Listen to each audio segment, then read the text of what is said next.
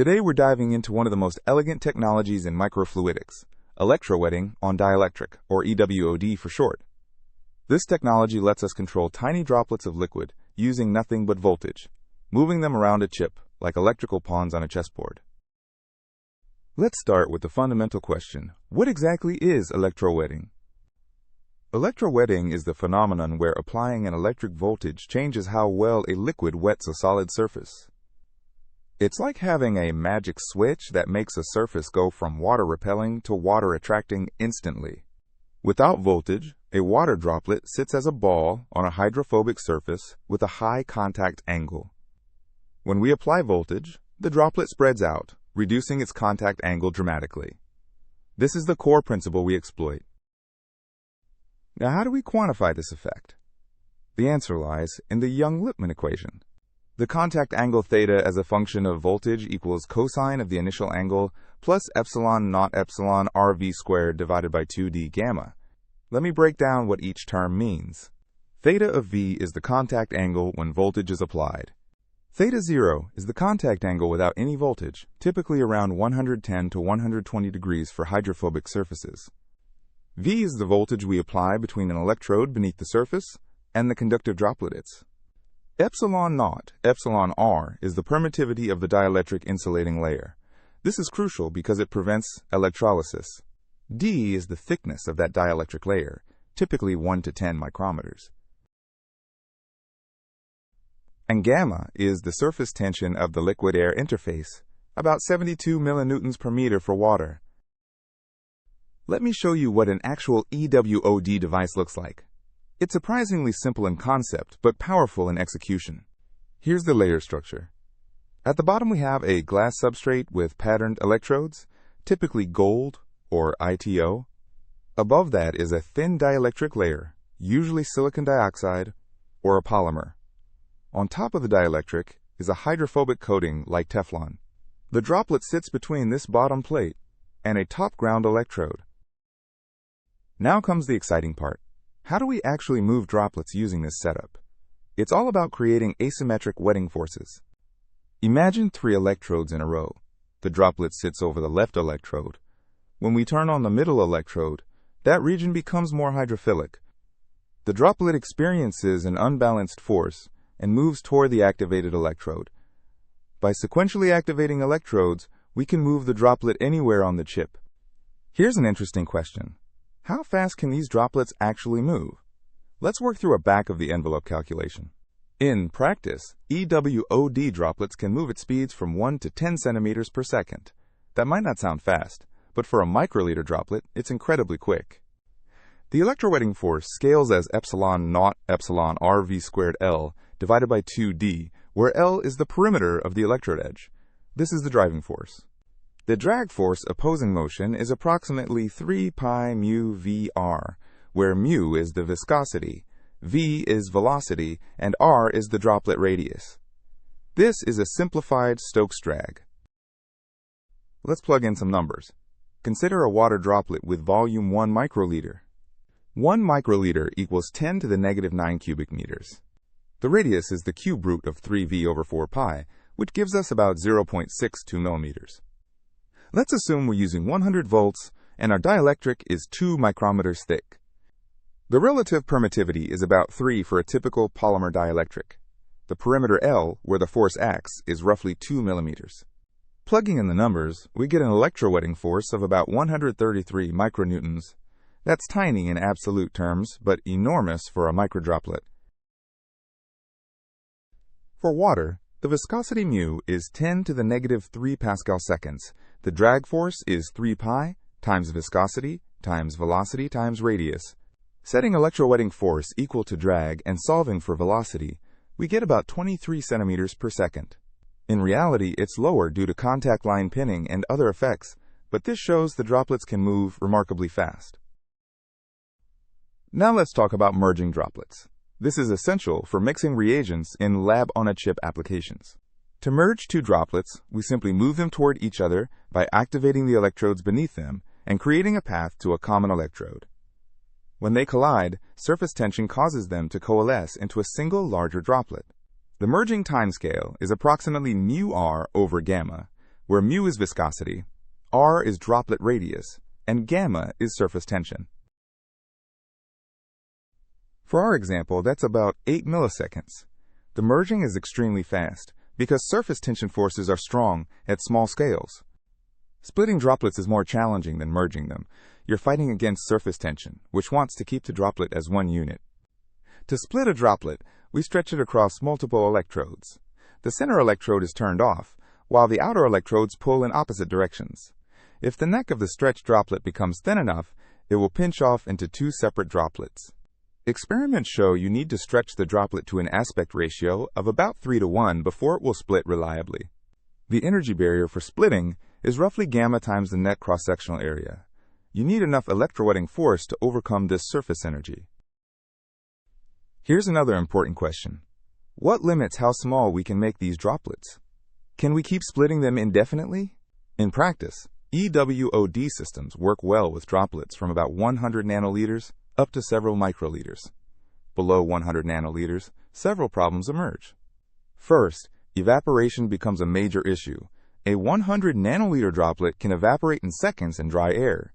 You need humidity control or oil encapsulation. Second, contact line pinning becomes dominant.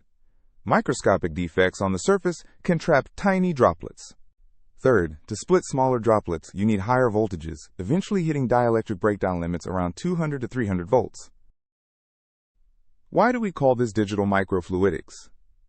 The analogy to digital electronics is quite beautiful. In digital electronics, we manipulate bits of information.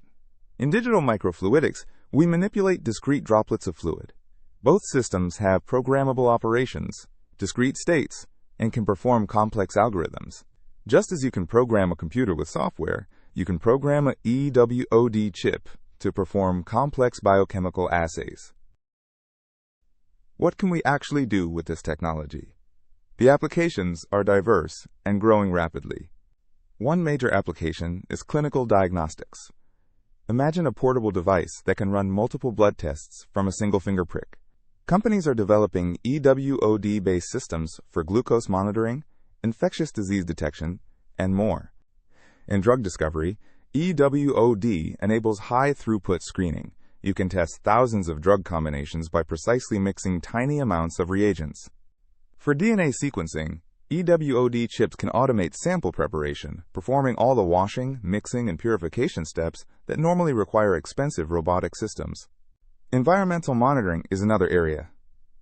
Portable EWOD devices could test water samples in the field for contaminants, bacteria, or chemical pollutants. Of course, this technology isn't perfect. Let me discuss some of the key challenges researchers are working to overcome. First is biofouling.